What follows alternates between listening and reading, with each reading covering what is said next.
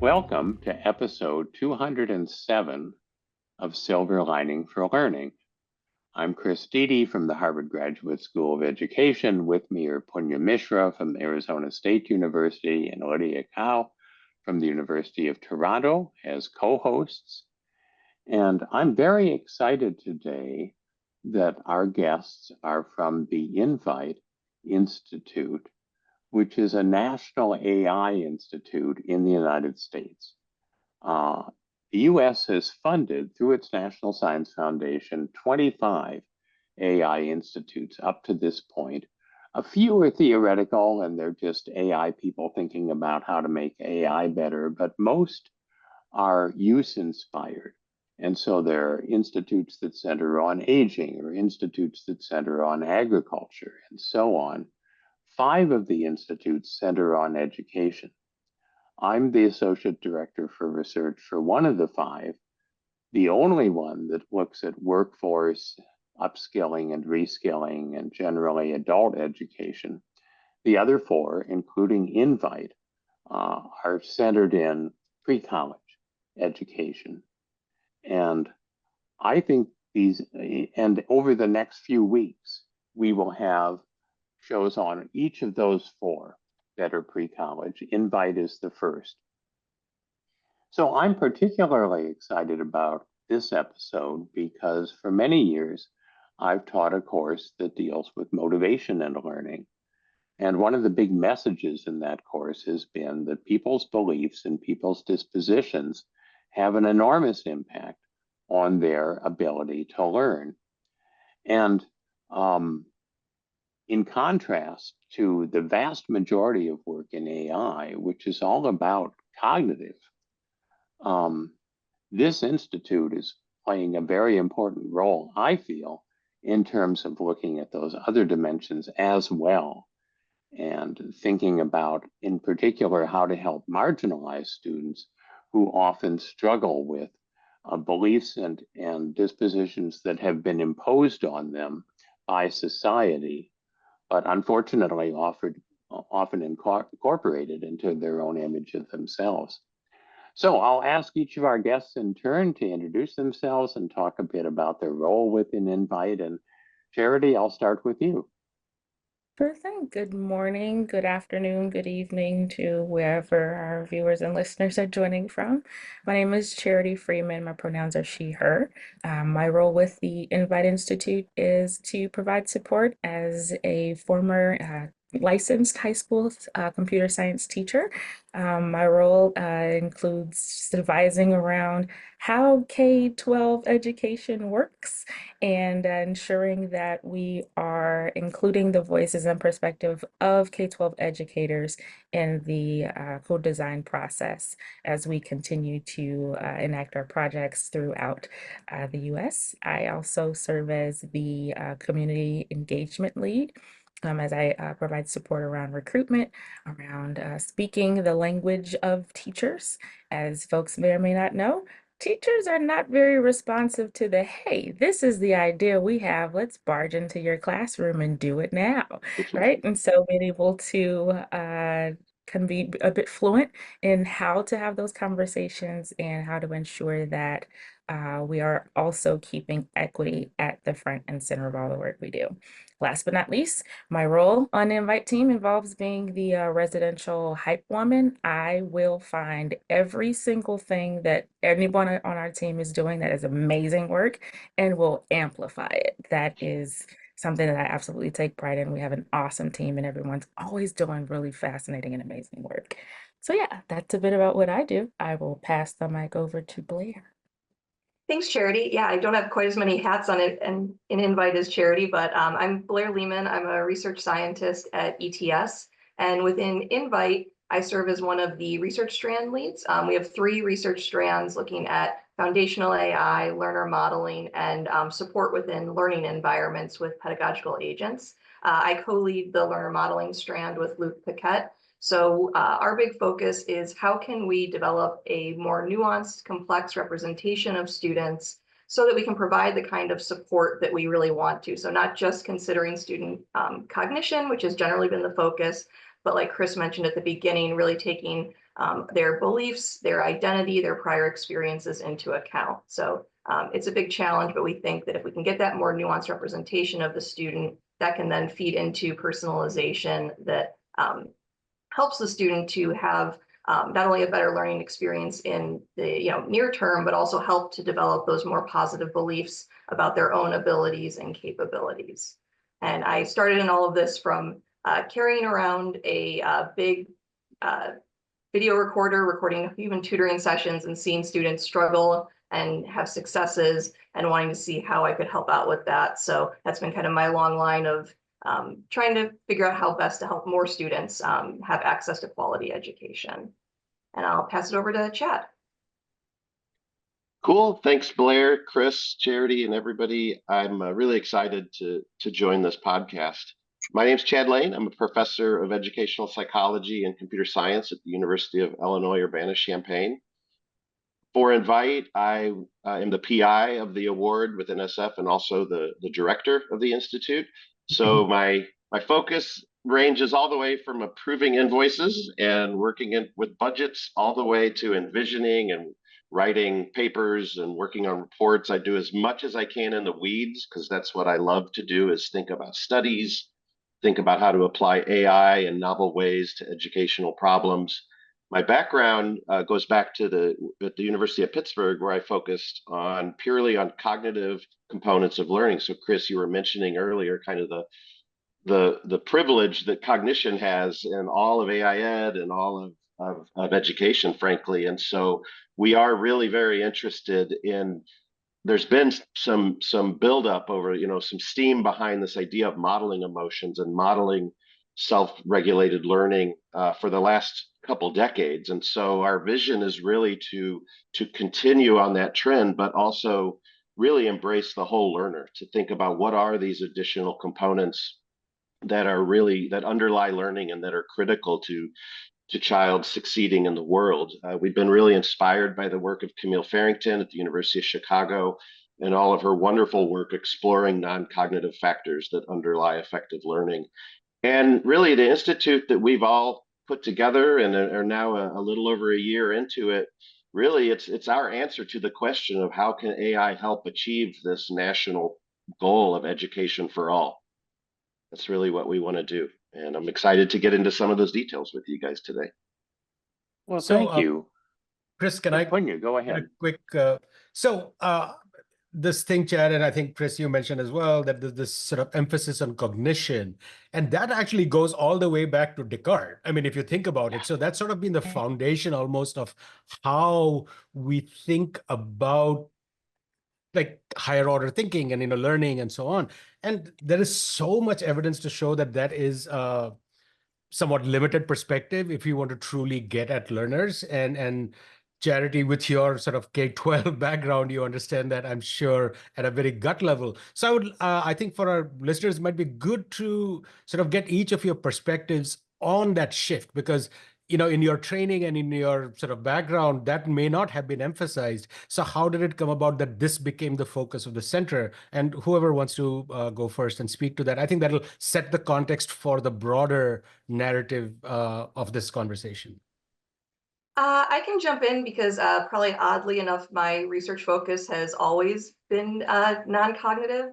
As I mentioned, was going around to recording human tutoring sessions and saw firsthand how tutors were responding to not just whether students' answers were correct or incorrect, but the emotions of the student, trying to make connection by building rapport. So starting as an undergrad, I did an honors thesis on the emotions of students during those tutoring sessions. And then in grad school, I was in the emotive computing lab with Art Gracer and Sydney DeMello, where our big focus was on what emotions are students experiencing during interactions with educational technology, and how can we leverage that information to help them learn better. In particular, we did a lot of work on confusion, we identified that as a great opportunity for learning, but noticing that not all students were able to resolve confusion successfully. And so that's kind of, I guess it's still a little controversial. There are differing findings, but the general idea is if you get confused productively, then working through that confusion involves engaging in all of these deeper cognitive strategies so you can learn more. So we were really focused on how to induce productive confusion. So say using agents to pose two different competing ideas. So not just confusion for confusion's sake. So we could have the agents say, speak a language the student doesn't understand, but that wouldn't probably give you that productive confusion that can be worked through. But by posing competing ideas and asking the student, which idea do you think is right, and engaging in conversations around that. And then later looking at, okay, once we've got them productively confused, how do we help them get from being confused to now I have actually reached that deeper understanding. So that's was all through grad school. I always just told my friends I worked on confusion. And then going to ETS, really pushing the idea that within a testing context, emotions are important as well. And it's not just test anxiety. You think about the variety of tests we all take, and we have different experiences with those. So, there's even low stakes tests like say NAEP that have huge consequences for the education system, but the individual student taking it has no consequences. So some students might care, some might not. So trying to better understand who's engaged, who's not, how can we develop tasks that get those students who aren't initially engaged more engaged in what they're doing, so that the evidence we're getting is actually representative of what they know and can do, and not, just how interested were they on completing this assessment. So I'm big on emotions. Thank Now you. I'll chime in real quick because I have a perfect handoff to Charity in a second. But the my journey towards thinking about learning in these more complex ways was pretty immediate because I kind of was inspired to pursue the career I did from teaching as a TA my first year in grad school. I realized I was taking, my PhD is in computer science. I was taking these courses in compilers and database systems and, computer architecture, all very interesting. But by far, I was more interested in the students in my class and what was causing them difficulty. And I had a line out my office because I kept them in my office too long. I was just very intrigued by their misconceptions and trying different strategies out. And I was also taking AI courses at the time. So that marriage really made sense to me. But what I saw frustration. I saw disappointment. I saw decreased motivation. I saw all of this richness. And I don't think you can teach without confronting that. Now, on the technology side, why haven't we embraced it? Well, it's just damn hard. It's just so hard to throw all these constructs into a big mix and try to make sense of them. Much less empirically, there's a lot of great work organizing emotional model, different approaches to modeling emotions and organizing them. And Blair can probably rattle all of those off. But computationally, there's just so many opportunities to build good models that connect cognition, emotion, self-regulation together, and try to basically support learners in these more nuanced ways that are not only, go beyond cognition, but also tap into culture and social context and incoming emotional states. And so the handoff to Charity was a big inspiration to our whole institute. We actually were talking in the early days with Charity as she was collaborating with U of I in different ways. And I'll never forget, Charity, you told me what you were doing in the classroom where you would have children touch the emotional state they were in I forget the author of that, but doing these emotional self-assessments was a huge part of your pedagogical approach. And it really made me think about how important it is to help children navigate that as they're learning difficult material. So anyway, I wanted to highlight Charity's critical role to helping us formulate this from a very early point. Yeah, as a high school computer science teacher with the Chicago Public School District, I actually fell into computer science education. I got my undergrad degree in business and entrepreneurship and my master's in ed policy. And I, at the time, was I had an administrator that was under the impression that, oh, you know how to teach web design. That means you can teach computer science. And that's not true, but it was a misconception that I absolutely took full advantage of and have now built my entire life around CS Ed. But with the perspective of understanding students as humans, I didn't go through a typical your typical teaching methods kind of approach to coming into education. My students taught me how to teach. And with their perspectives and their contexts in mind, I came across a resource by Mark Brackett out of the Yale Center for Emotional Intelligence. He published a book at the time on permission to feel, and within it, he introduced these essential skills for emotional intelligence, and supporting students, teachers, administrators, just school folks, in identifying, recognizing, expressing their emotions. And I used a tool called a mood meter as my check-ins for my students every day. And so I would ask, how are you feeling? That was how I took attendance. Instead of telling me here, present, tell me the emotion that you're identifying with. And that would give me important data as an instructor to know, all right, I had 85% of my students say that they were tired or bored or malaised, whatever the case might have been. I'm like, all right, so I need to make sure I'm bringing lots of energy to today's discussion. But And to see Charity can do that. I still do. It's one of my favorite things about being an educator is to get folks engaged and to make sure that folks feel included. And that was, I think, a really important perspective to bring to the Invite AI team, because we need to acknowledge the vital role that emotions play on student learning, on knowledge acquisition, on skill development, on attention, on focus, on decision making, all these things. And to see that there are researchers that are actively doing the work that I love to do was like, yes, it's a perfect marriage. And so, yeah, I love being a part of this team. We are doing some really amazing things and have a lot of really important questions that we're asking, and trying to center students and teachers and their conceptual meanings that they bring to their day-to-day lives as we do the work. It's awesome. Thank you so much. Thank you. Chris, I know So, you have to follow up. yeah. So one of the reasons I think that the field has been so fixated on cognitive is that it's much easier to measure. These non-cognitive factors are hellishly difficult to measure, and it's been a big problem in the field of motivation for many years. And of course, a lot of people just use quick and dirty measures like self-report surveys, which are notoriously inaccurate.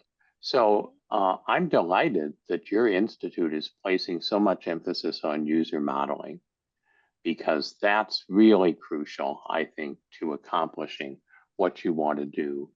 And user modeling, I think, is potentially very powerful because instead of self-report, it's behavioral. You're able, as you did, Blair, to watch people in action and to make inferences about what's going on based on that. You're all familiar, I'm sure, with the wonderful work of Valerie Shute on stealth assessment, which has been carried on by Ahmad Rahimi now at the University of Florida, using behavioral indicators in games to assess lots of tough things to assess. And AI, I think, offers a whole new horizon in terms of opportunities. Some of it is at the front end where you can elicit behaviors in virtual environments that are difficult to elicit in the real world, and that can be controlled in how you elicit them through AI. So my own recent research is centered on authentic immersive simulations where people practice negotiation, or they practice collaboration, or they practice some other complex skill that cuts across cognitive, affective, and social dimensions. And then at the front end, you're able to create an environment that elicits these. And at the back end, you've got machine learning to take the enormous amounts of data that are coming out behaviorally and try to find some patterns in that that really can be of interest. So I'm thinking that the user modeling in itself irrespective of what the institute does with it, could be a very valuable product for the field. Blair, am I more or less on target, or would you correct any misconceptions I brought to the table here? No, I think that was a really great summary. And that's what we're hoping is that obviously a model has specific parameters, based on the environment you're in. So like what persistence, for example, looks like in different interactions will be different. But if we can, because Invite is not just one system we're working with, one learning environment, we can look for those commonalities that we can hopefully then, for the wider field, provide recommendations for. If in your learning system, you'd like to help students with persistence, these are the kinds of features to include. I will say one additional layer that we've added complexity for ourselves, but I think it's an important complexity, is that we don't want to build models that we assume everyone is displaying our non-cognitives in the same way or will react to, say, interventions in the same way. So we want to be really careful when we're building models that we're evaluating, say, how do they work with different student subgroups? Are the models functioning equally as well? And if it's one model isn't, then we want to be sure that we're looking for, okay, how do we, have multiple models or fine tune the model to really consider each student's, whether it's their cultural background, their prior opportunities to learn, their interests in the domain, or even just incorporating their outside of school interests into the activities. So it's already a complex task, but we think adding that additional layer will help these to be even more useful for, as Chad said, education for all. We want to make sure that we're not, building something that's education for this mythical average student that doesn't really exist anywhere. Absolutely. I will also add that Lydia and Dr. Luc Paquette from the University of Illinois were really intentional about ensuring that the diversity of just what it means to be a student in the US is so diverse that we don't have a monolith. And so acknowledging that that's an impossible problem to start with, they still went forward. And we're really intentional about developing and using different ways to measure persistence that I was like, oh, yes, I've actually not even realizing it. I've done some of these same things in my classroom. But you want to make sure that, to Lydia's point, that at the same time, you're not trying to paint the student experience with a broad stroke, that you do want to acknowledge that students who are learning in a rural setting, for instance, have very different experiences from those who are living and working in attending schools in Chicago, for example, where we have abundance, lots of resources, access to lots of resources specifically around computer science education, but that the student's prior knowledge is not an assumed factor. For an educator who knows that so many students don't have a foundational education in CS literacy, much less AI literacy, is not a thing for students across the country. And so acknowledging that that preparatory privilege is not assumed for students who are accessing our technology is very comforting and reassuring as an educator, particularly as I do tend to represent the voices of those who are not so the early adopters, for the teachers who have not yet dabbled with AI tech, who are scared of ChatGPT, to know that we do have researchers who are very cognizant of the student voice and student experiences is very reassuring.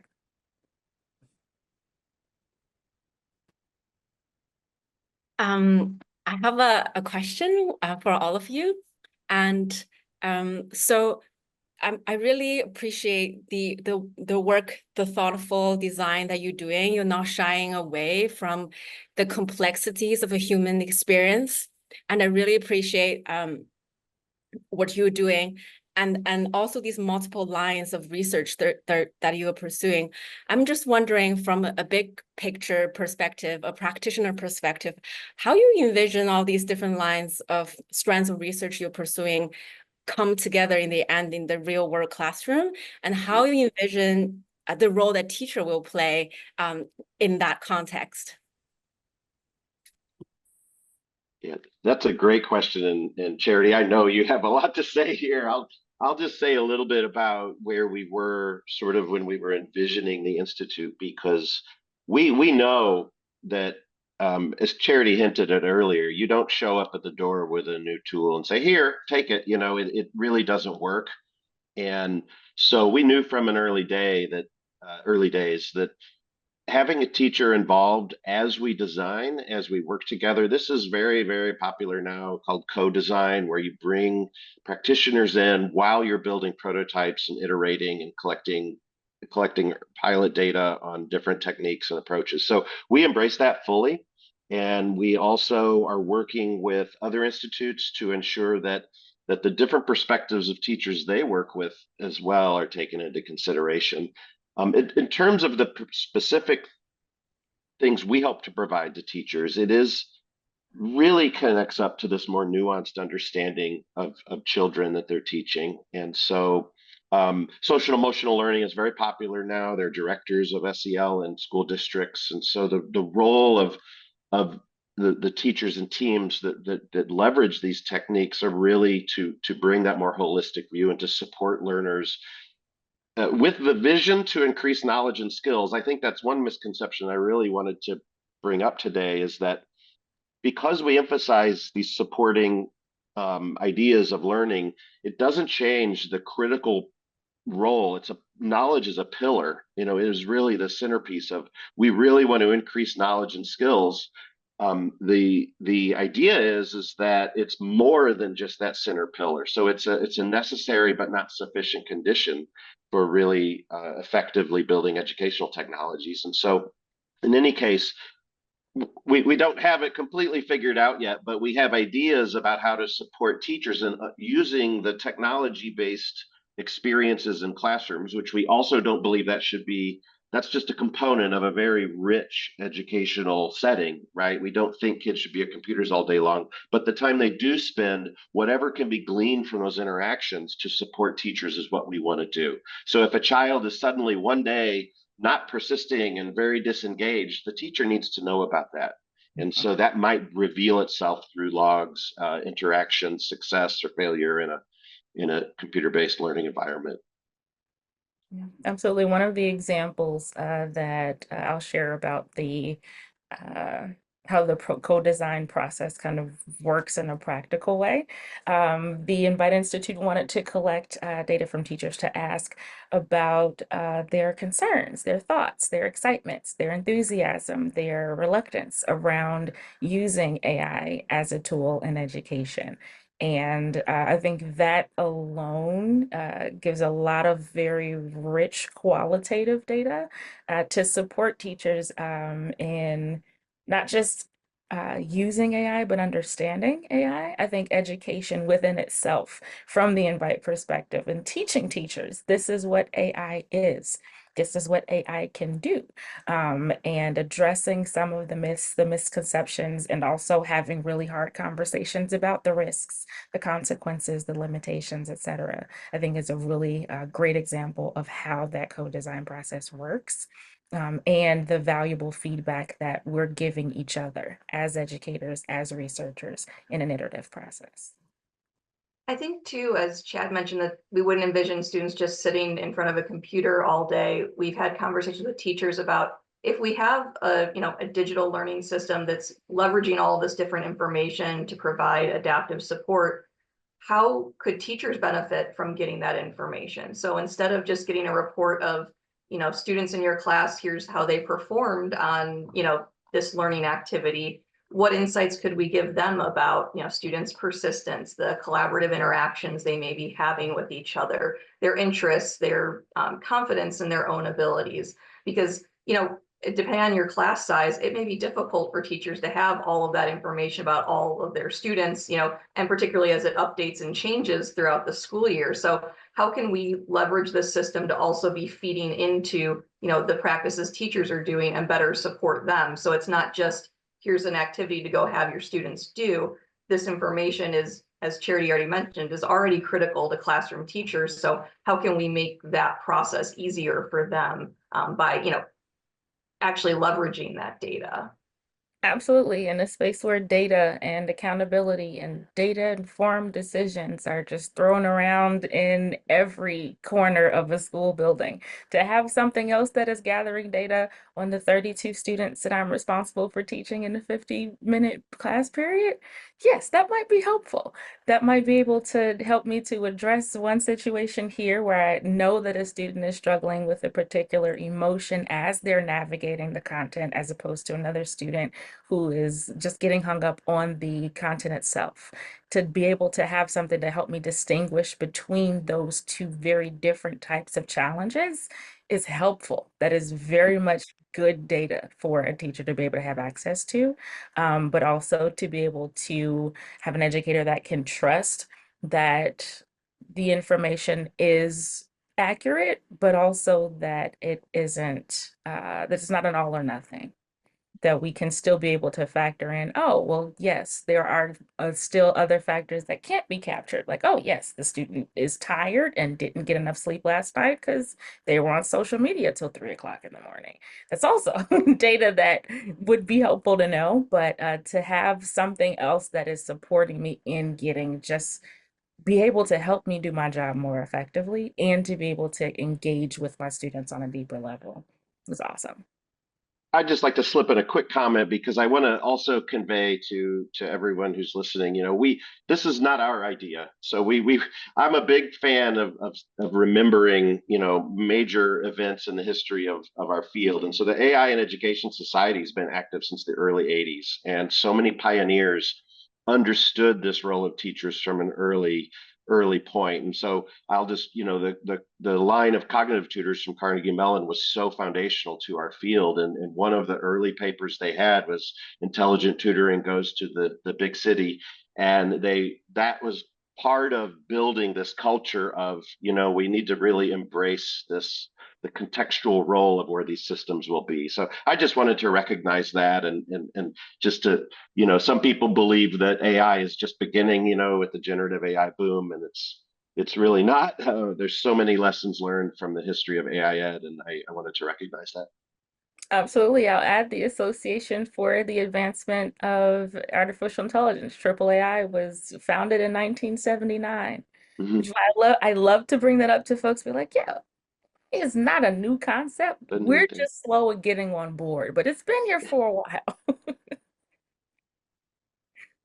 I just have a quick comment about the co-design approach that you are taking. When I asked, like, how do you envision this going to pan out in the classroom? I'm so glad to hear that you're including teachers to be part of this envisioning and imagination, and they can bring their lived experiences and into this future vision of how human and AI partnership will actually look like in real world, and that benefit everyone. So I just want to have a quick comment for that, because too many times we'll be seeing people develop something and give it to teacher and say, well, now you use it. And then we know that never works.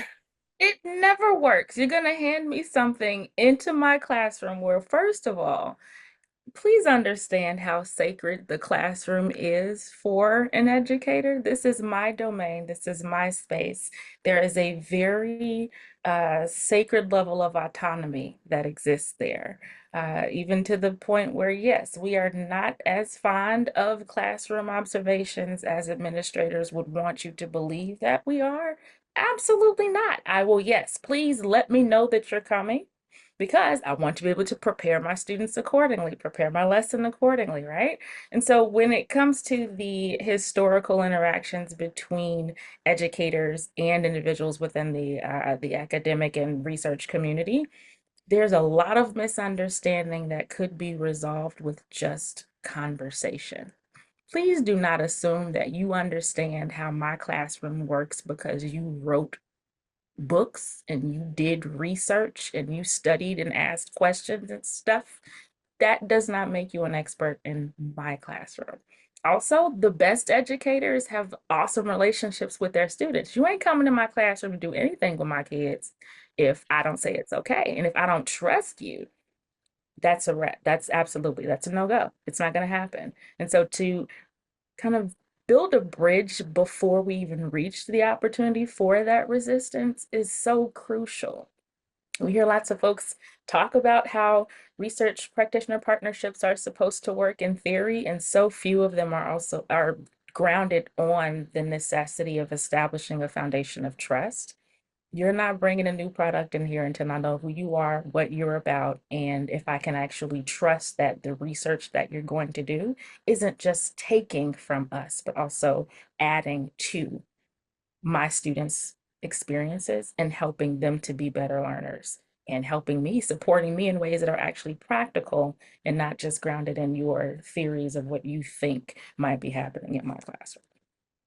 I think it's also really important to embrace the knowledge and expertise that teachers have. Like even from the learner modeling side on Invite, I mean, this complex, more nuanced, representation of the student we want to develop. I mean, in reality, that's what teachers are doing in the classroom on the fly, with their many students all the time. So I know we've even just had conversations about what are the student characteristics, behaviors, beliefs that they find important for providing that kind of support to students. So it's, not even just developing their trust is also really important, but I think knowing that that's a really great resource for making sure we're actually doing things that not just, I mean, theories are great, but a theory can be hard to translate into practice. But you've got teachers who all they're doing is translating into practice. So, I think embracing that that's a knowledge and expertise that can really help drive this forward. And then when you're going to new teachers, being able to say that teachers were part of this process, that it was driven by folks in the classroom. I know, in co-design sessions, we've had teachers have said, I would have been much more willing to try a new technology had I known that teachers were part of the process in developing it, because even though it wasn't them, they trust that other teachers have that kind of skill, knowledge, and experience. So I think that's also something to help actually getting into the classroom technology, is that if teachers know teachers were part of the process. Thank you. So I'm just going to add a little comment to that. So, Charity, you said you worked at the Chicago Public Schools. I actually had, when I was at Michigan State, a huge project with CPS teachers. And one of the first principles that we had, because a lot of times whenever you do professional development, there is this implicit message being sent that we have the answers and we're going to give it to you. And our first principle was, you are coming in with a lot of expertise. And that's why I was looking back. I was trying to see if we have that, if I had a copy of that book sitting. I think it's somewhere in one of these bookshelves. So the first activity we did, we had each teacher share their most wonderful teaching moment. Which is this moments that you have where you want to go grab somebody and say, oh my God, you won't believe what happened today. This kid who I was, whatever, right? Each one of us has our own. And so making that the first activity. And we published a book out of it, and everybody got a copy of the book. And the message it sends is that you are coming in incredibly accomplished already. Yes. That doesn't mean that there is still not stuff that you need to learn, and all of us do, but that's what it's going to be. So I think that is such an important piece. So thank you for highlighting that. For my question, I'm going to segue slightly differently. For those of us who are interested in this thing called AI, I mean, I got into it reading Godel, Escher, and Bach back when I was a high school student in India, right? So that's my entry into cognitive science and into education, is actually through reading this, what computers can do and the whole Searle Chinese room experiment. I was thinking about that stuff when I was 18 years old. Full circle, right?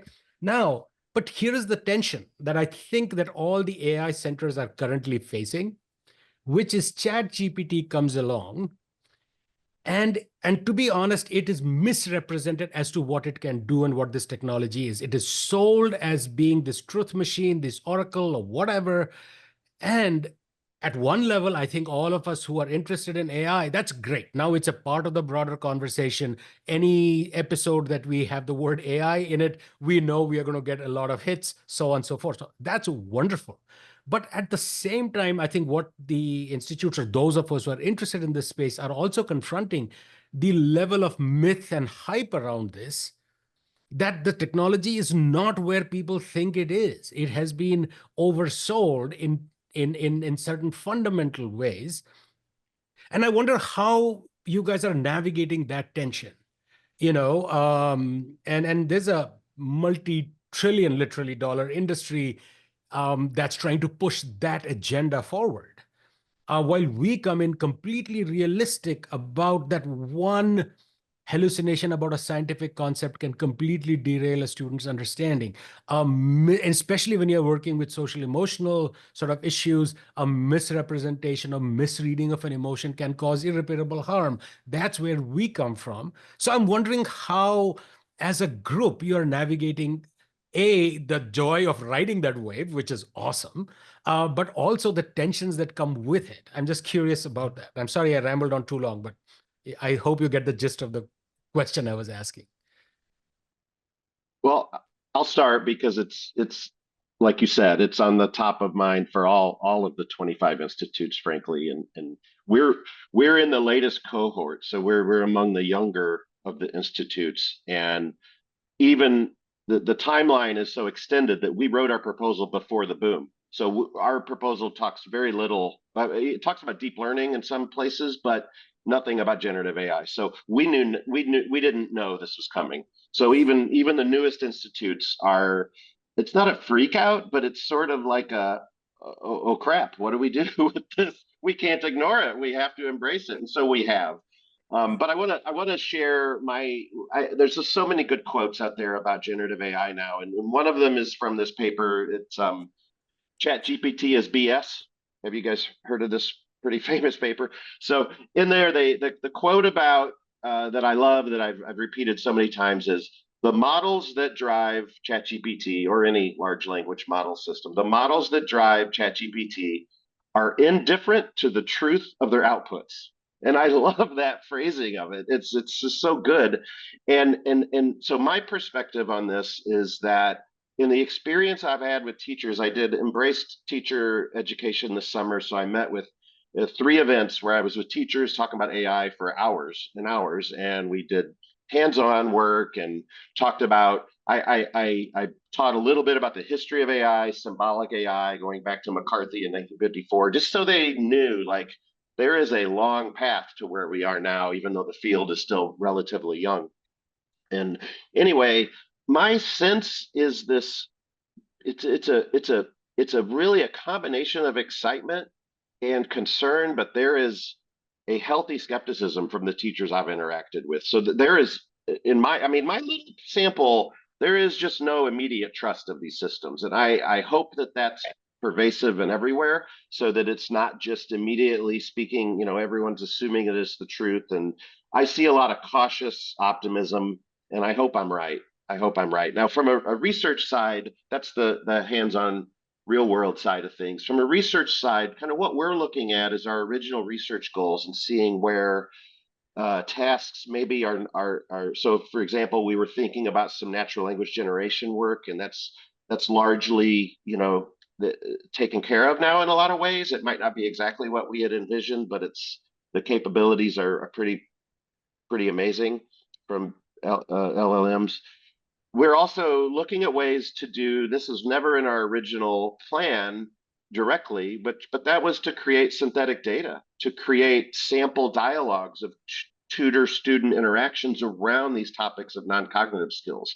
So we've had a lot of success with this so far, and I've been pretty impressed simply through prompt engineering to create some sample data that we can begin to build computational techniques that look at that data, and then the systems we're building can target that same format, that same logging format, and so the systems are kind of ahead and ready to go when we get real data. So anyway, I'll just that's top of mind for me. I hope I was responsive to your question, Punya. No, that was good. Thank you.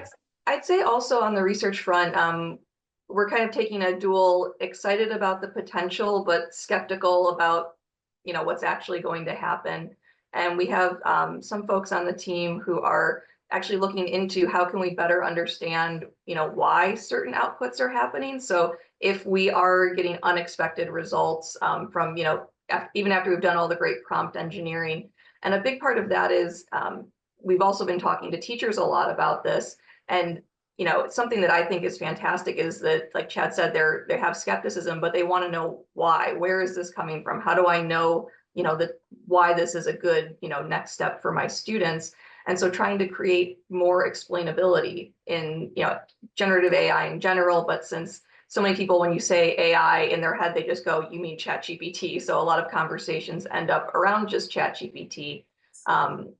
But I think the work we've got looking at the explainability, and a lot of that is under our foundational AI strand, really looking at, how do we make this not such a black box of what's coming out? Because particularly in education, whether it's, teachers, parents, the student themselves, it's great if they ask why, how do you know, what does that mean? And we want to be able to dive into that with them.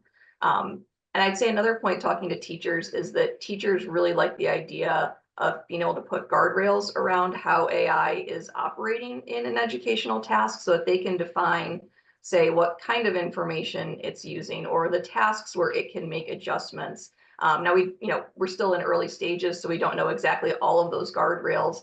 But again, I think that's great that it's not a yes, just let it do everything, or no, I don't want it in my classroom. But how can teachers be interacting to make sure that AI is just another tool to be helping their students, so that they were really seeing that as the outcome they would like, is how do they interact with it in ways to make sure it's functioning well for their students. Absolutely.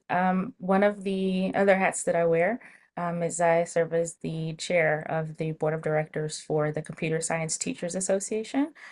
We are a membership board of about 25,000 educators, administrators, policymakers from all over the world. And when I have conversations with teachers, no one is either all in or all out. It's too big to not be involved. It's too big to not know or to not want to know what it's all about. But it also means it's too big to trust. And for especially since we can't assume, just like we wouldn't with our students, that they have a foundational understanding of computer science, of AI, we have lots of teachers that are still learning how to use Google Classroom effectively. Right. And so when we're having conversations about literacy in all its different forms, there's digital literacy, there's computing literacy, there's AI literacy. A big part of what we do, or what I do here with Invite, is to educate teachers on what AI is, on what ChatGPT was designed to do. It's a chatbot. It's not going to take over your computer.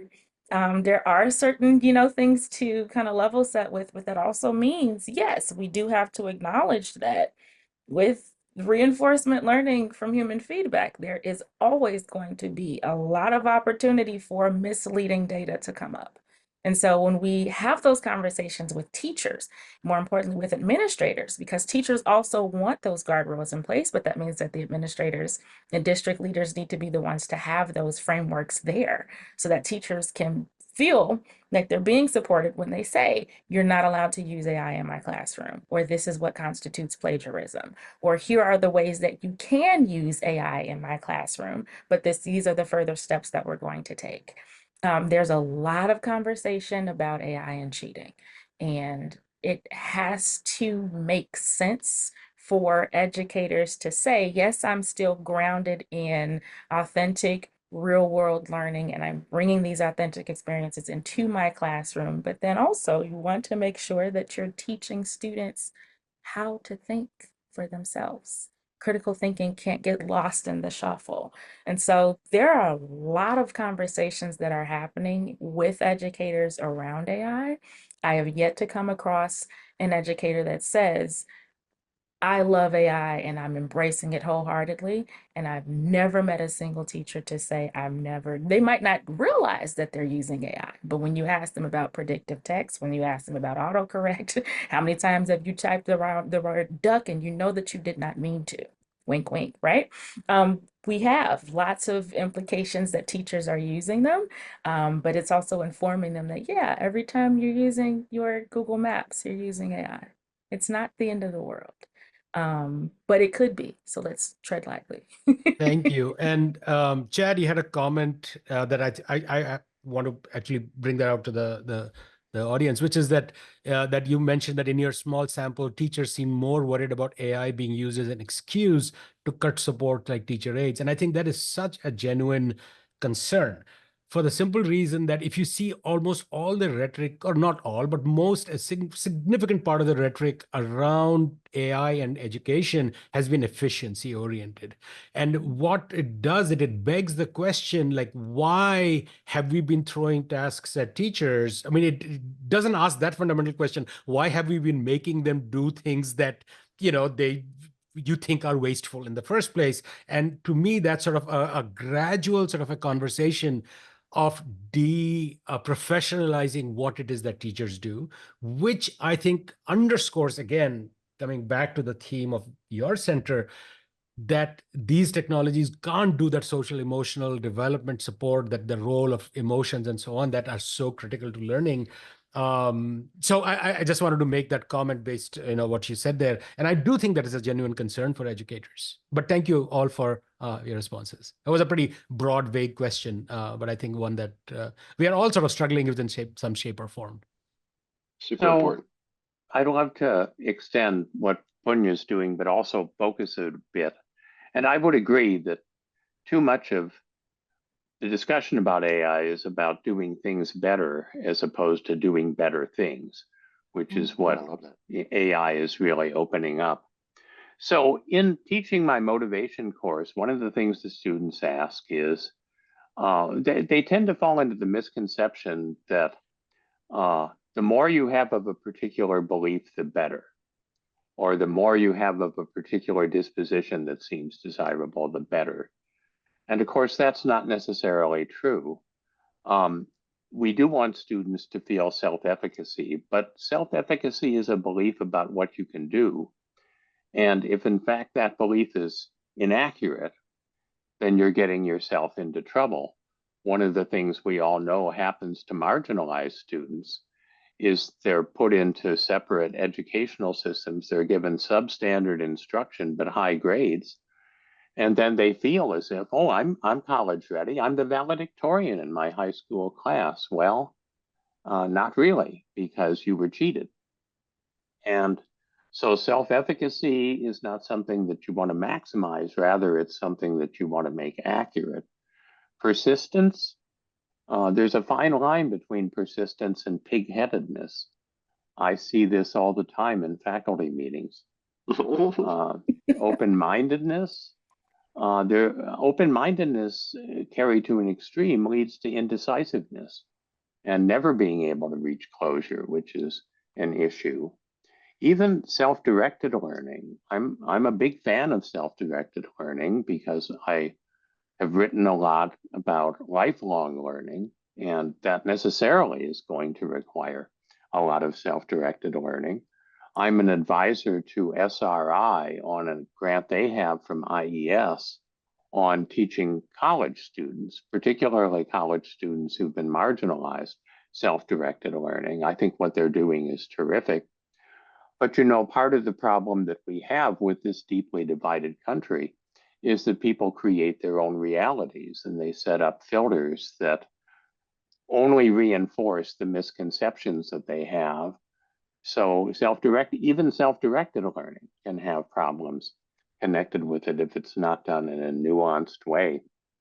So this is a long prelude to saying that one of the things I think about is intelligence augmentation, where humans and AI work together in a partnership in which each does what they do well, and the whole is more than the sum of the parts.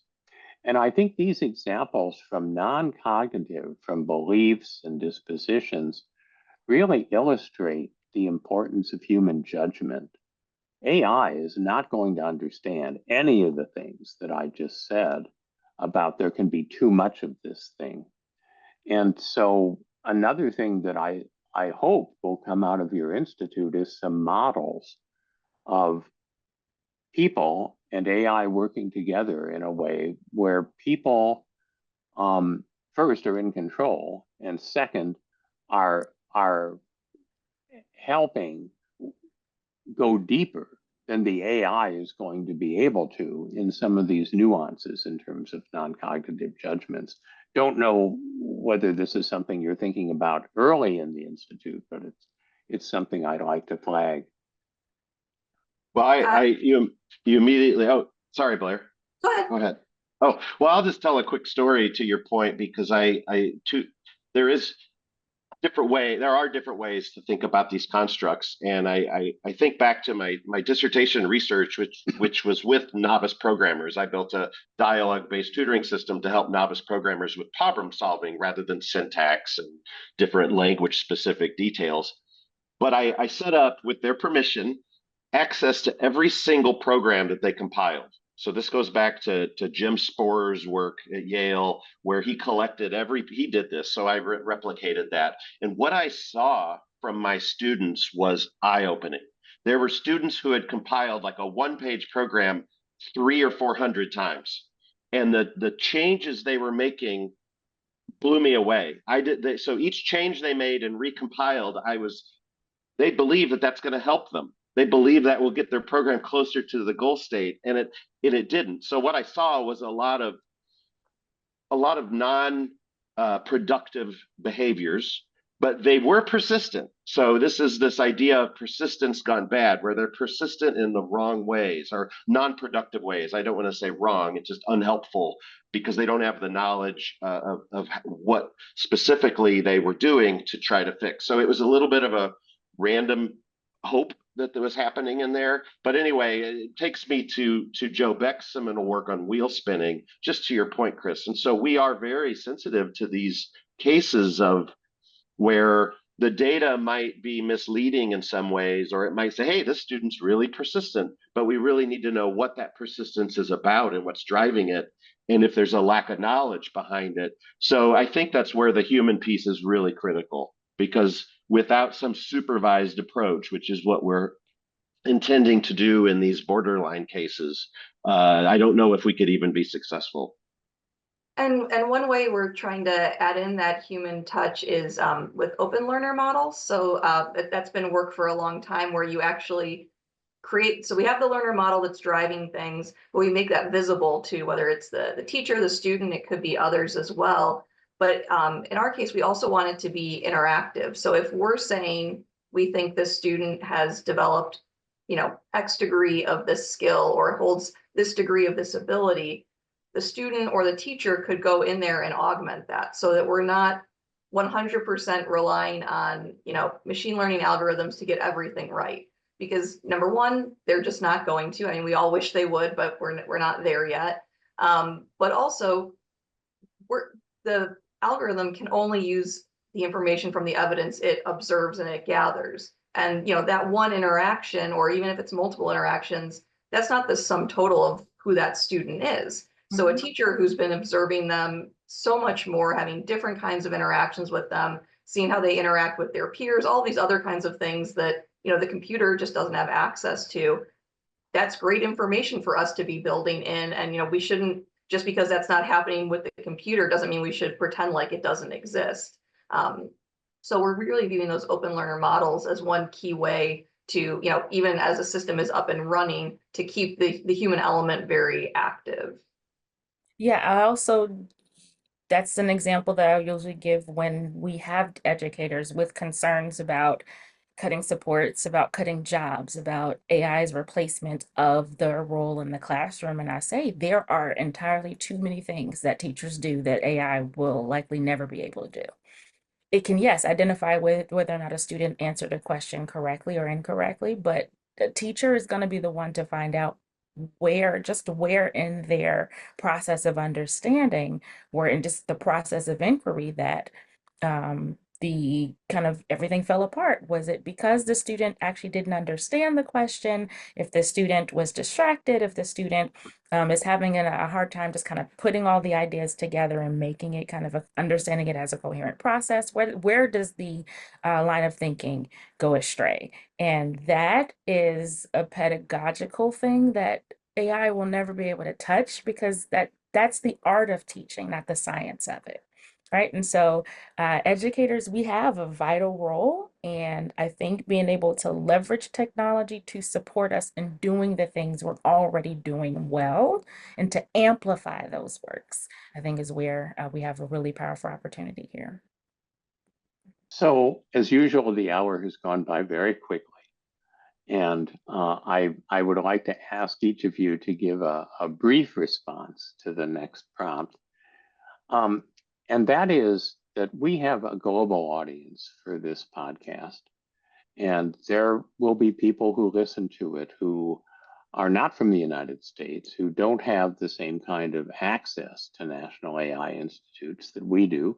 They can come look at your website, but they may want something that's culturally appropriate for their country or their region. What advice would you have for people who may want to set up some kind of an organization in their setting that has similar aspirations to Invite? Chat. Excuse me. Okay, all right, sure. Yeah, I think I was hoping you go first, Charity. And yeah, the hour flew by. Can we just do 3 hours? I uh, I think that advice to start I think it's really about the people and finding people with shared goals, and it doesn't mean you all agree on everything, but when we formed the Invite Institute, and I want to, before we close, I wanted to recognize, I think there's 59 people involved now, and we're at several different universities. I want to highlight Christy Boyer at the University of Florida, who's our managing director, Chang Zai at Illinois, who's a co-PI, Diego Zapata Rivera at ETS, and Jamie Payton at NJIT. She's the new dean of computing there. So they're the leadership team, and then the rest of everybody on Invite. We're all together working on this very difficult problem. So I think it's the first step is to really to find people who share values and share goals with you. And the second thing is to build things. I think building things together is really critical, especially in the space of AI and technology. And you can go out to I just got back from San Francisco at an industry conference, and one thing, and I don't know much about industry AI, that's why I went. And one thing that they all do is they build things and they put it out there, open source or a tool where you can get I think all of us should be doing that, because it's a way to not just talk about what you think and share, but also to build something that actually reflects those values and beliefs and behaviors if you're doing AI, for example. But anyway, that's what I think helped bring us together in Invite, and I think could work generally. I build on what Chad said, that the group you get together, I think having a similar mindset that we're going to embrace the complexity, like Lydia mentioned early on. I think oftentimes with education, good ideas might not go anywhere because they narrow down the scope to the degree of it's a really easy, say, research study to do. It's a really clean research study, but then to translate that into any actual school that has a million other things going on just becomes very challenging, because you don't know how will this work with all of these other factors considered. Now, granted, you always do have to reduce scope to an appropriate space, but I think trying to take on the complexity is really important. And like Chad mentioned, we have 50 plus people on Invite right now. Don't try to go it alone. Taking on that complexity by yourself or with a small team is going to be overwhelming very quickly. I can say even with a big team, sometimes it feels overwhelming, but having folks who are also ready to take on that challenge, and we're very lucky on Invite, everybody likes each other. We get along really well. We're happy when we have opportunities to get together in person. So having that shared goal and the camaraderie really makes it a lot easier to know going in that we've taken on this really big challenge.